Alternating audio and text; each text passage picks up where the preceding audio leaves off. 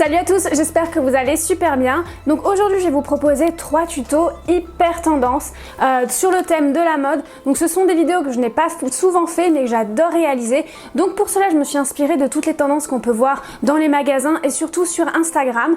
Donc ça va être des tutos qui sont super faciles à faire comme d'habitude avec bien sûr peu de matériel et à petit budget. Donc voilà, ça va commencer. Si ce genre de tuto t'intéresse, n'hésite pas à t'abonner à ma chaîne et aussi à cliquer sur la petite cloche pour activer les notifications.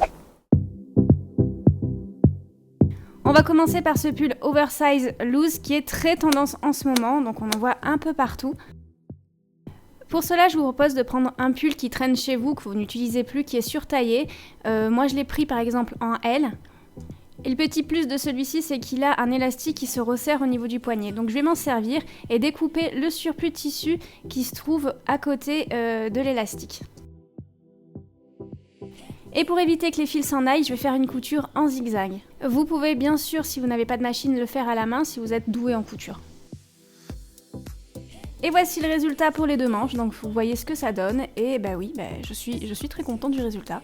Donc aussi, je vais détacher le col du reste du pull, donc il y a un petit fil qui relie les deux, et je vais l'enlever tout simplement. C'est super simple à faire et ça va me permettre de porter le pull avec des épaules dénudées. C'est le genre de pull sympa à porter pendant la transition hiver et printemps. Donc ceci est optionnel, mais je vais donner un petit côté destroy au pull. Donc pour cela, vous allez couper un fil horizontal qui se trouve dans l'émail, comme ceci. Donc faites attention de ne couper qu'un fil, sinon on va croire vraiment que votre pull est mité et ça ne fera pas très joli. Et donc maintenant, vous allez tirer sur l'émail de manière verticale.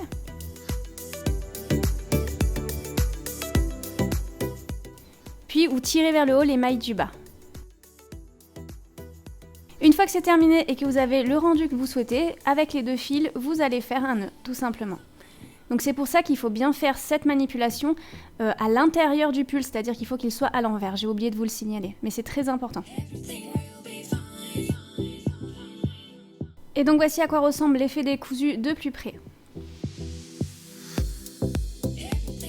Et donc voici le résultat final avec le chewing-gum. Je suis désolée, j'avais pas vu que je mâchais aussi fort.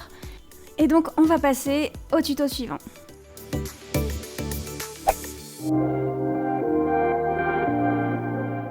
Et donc on continue toujours dans le thème Destroy. Je vais vous montrer comment rendre un jean skinny en jean super tendance avec des trous qui s'effilochent un petit peu. Donc voici à quoi ressemblait mon slim skinny.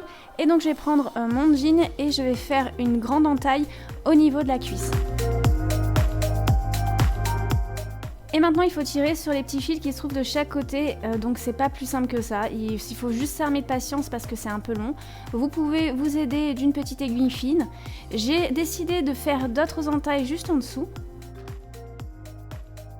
Et je continue tout simplement la même procédure en libérant les fils. Donc voici à quoi ça doit ressembler. Et maintenant j'ai une astuce qui va vraiment vous aider, c'est tout simplement de passer le jean à la machine et ça va amplifier cet effet.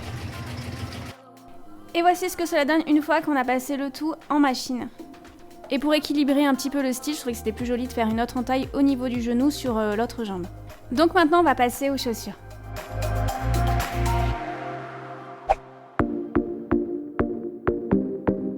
Donc c'est obligé, vous avez vu passer sur les réseaux sociaux ou bien en magasin ce genre de sneakers imitation Stan Smith avec le ruban. Donc moi j'ai décidé de les customiser avec des Swarovski et bien sûr de mettre au-dessus un ruban.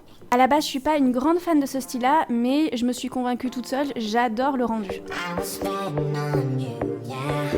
Vous pouvez customiser vos vieilles Stan Smith si vous le désirez, sinon vous pouvez acheter ce genre de chaussures à Kiabi, je les ai eues à 13 €, donc vraiment un prix dérisoire. Donc je vais prendre une colle forte, ici je vous conseille la Hypo Cement, elle est parfaite pour les petits tutos comme ça de précision, et je vais prendre un strass Swarovski et je vais mettre par-dessus tout simplement la colle. Enfin plutôt par-dessous, hein. Dessous le strass vous mettez la colle. Et je le mets au niveau des contours de l'arrière de la chaussure, donc à droite et à gauche. Donc je vous montre ça de plus près en image pour voir le résultat final une fois que c'est terminé. Donc je vous cache pas que c'est un petit peu long quand même. Et maintenant je vais customiser les côtés.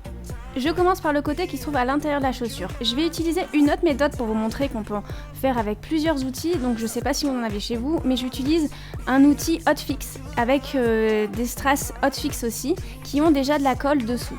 Donc j'attrape mon strass, j'attends qu'il chauffe et après je vais le coller tout simplement sous ma chaussure. Donc faites cela délicatement au risque de brûler la chaussure, donc il faut vraiment être précis. Bien sûr, la technique avec la colle que je vous ai montré précédemment fonctionne aussi. Voici le résultat, donc je me suis aidée des petits trous pour faire une ligne correcte. Donc l'intérieur de la chaussure est terminé et maintenant je vais faire l'extérieur. Pour ce faire, hors caméra, j'ai fait une autre ligne de strass parce que vous avez compris comment on fait, toujours en suivant les trous. Et à 1,5 cm à gauche, je vais tracer un autre trait. Et donc du coup, je vais suivre ce traçage en collant par-dessus mes autres strass, toujours avec la technique de l'outil chauffant. Et comme je vous le répète, avec la colle, ça fonctionne aussi, il n'y a aucun souci. Une fois que j'ai terminé ma ligne, je vais en tracer une troisième et continuer toujours avec la même technique. Donc ici, je vais prendre des strass plus petits de 3 mm. Bien sûr, en barre d'infos, je vous mettrai tous les liens du matériel et je vous renseignerai un petit peu plus sur ce que j'ai utilisé. Je vais prendre un ruban de 5 cm de largeur et maintenant, je vais enlever les lacets de mes chaussures. Je mets le ruban à côté du lacet pour vraiment le couper à la bonne longueur et toujours je vais ajouter quelques centimètres pour avoir une marge d'erreur et je trouve que c'est quand même plus joli pour avoir un joli retombé au niveau du lacet quand il faudra le nouer. Alors c'est très important, il faut découper les extrémités en biais, puis une fois que c'est fait, vous allez les chauffer avec un briquet pour éviter que les petits fils se défassent. Bien sûr, vous faites la même chose de l'autre côté. Il ne reste plus qu'à mettre le lacet, donc je vous mettrai un lien en barre d'infos pour vous montrer différents styles de lacets à faire sur ces chaussures si vous voulez changer de manière de nouer vos chaussures. Et maintenant je vais vous montrer en image comment faire un joli nœud une fois que vous avez passé vos chaussures au pied. Faites une boucle de chaque côté, vous allez croiser les boucles entre elles et passer l'une sous l'autre. Arrangez le nœud et voilà, c'est terminé.